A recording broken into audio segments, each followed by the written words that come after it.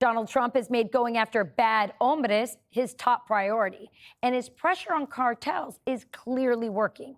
Take Mexico, which is effectively a narco state.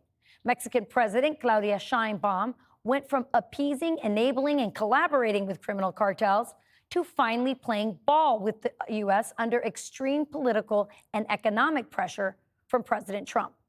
Now she's handed over 26 top cartel leaders to the United States. And it's all happening during Fentanyl Awareness Week. I sat down for an exclusive interview just yesterday with Pam Bondi for Fox Noticias. President Trump's directive on day one was make America safe again. And that is stopping the deadly flow of cocaine and other drugs coming into our country. We see young kids dying every day from this abuse. I don't think any teen, any adult thinks they want to take fentanyl. They think they're taking cocaine. They think they're taking some other drug, but often it's laced with deadly fentanyl. And that's why Fentanyl Awareness Week is so important for our country. But make no mistake, the Mexican government isn't doing this out of the kindness of their heart. The only reason they're sending these killers to face justice in the U.S. is because President Trump is forcing Claudia Sheinbaum. Of all the messes Biden left behind, the Western Hemisphere might be the biggest President Trump has to clean up after the border, and it won't be easy. Everyone knows that Hamas and Hezbollah are transnational terrorist organizations. But guess what? We have organized transnational terrorist groups right here in our own hemisphere. And the biggest ringleader is not far from the state of Florida. Attorney General Pam Bondi says Venezuelan dictator Nicolas Maduro uses groups like Tren de Aragua, the Sinaloa cartel, and the Cartel of the Suns to bring deadly drugs into our country through Mexico. And with the drugs comes violence.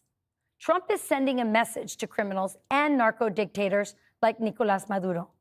He put a reward of $50 million for information leading to Maduro's arrest. That's the biggest reward ever offered by the U.S., even bigger than Osama bin Laden. This is twice the highest reward previously offered for any American fugitive in our nation's history. And here's why. This is not a legitimate presidential regime. He is a narco-terrorist. He and his associates are flooding our country with cocaine as a plot against America. He is one of the biggest drug traffickers in the world, and he must be brought to justice. Cocaine, other drugs are killing Americans. But it's not just narcotics. The illegal drugs flowing into our country bring an onslaught of violence and criminal activity that sweeps up anyone caught in its path. And it's not only the cocaine. With that, what comes with that? The human trafficking, the weapons, the gangs terrorizing our country and many other countries. This is organized crime, no different than the mafia. Socialists have been in power in Venezuela for nearly 30 years. During that time, Venezuela went from being the richest country in Latin America to the poorest in the hemisphere next to Haiti. Maduro uses oil and drug money to finance his illegitimate government.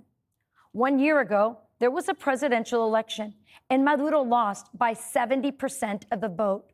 But he refused to leave office, and he used his military to steal the election. While his people starve, he and his henchmen are laundering the drug money into luxury goods all over the world. Since President Trump took office, Pam Bondi and the DOJ have actually confiscated over $700 million in assets. Maduro-related assets are over $700 million in total that we have already seized.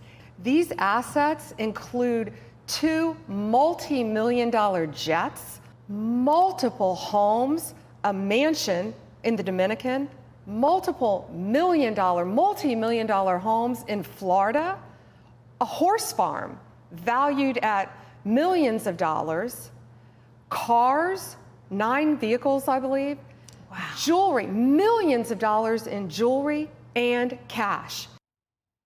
First, President Trump declared cartel terrorist groups.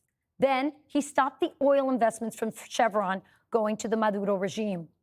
He's seizing Maduro's stolen assets, and now he put a $50 million bounty on him. The walls are closing in for Maduro, and he knows it. Here's why all this matters to America. If Maduro falls, communist Cuba and Nicaragua will also crumble, and President Trump will effectively tell the communists and the Chinese who's the new sheriff in the Western Hemisphere. This is actually bigger than what's happening in Alaska. Ukraine and Russia are on the other side of the world, but Donald Trump's cleaning up our neighborhood. If Donald Trump accomplishes this, this would go down as the biggest foreign policy achievement for him, but also for his Secretary of State, Marco Rubio. There are millions of brave people in Venezuela who are fighting for their freedom at great risk to their lives. One of them is Maria Corina Machado, the opposition leader and the woman Maduro fears the most. For the last year, she has been living in hiding. In fact, tonight, she is coming to our program from an undisclosed location. Click here to subscribe to the Fox News YouTube page to catch our hottest interviews and most compelling analysis. You won't get it anywhere else.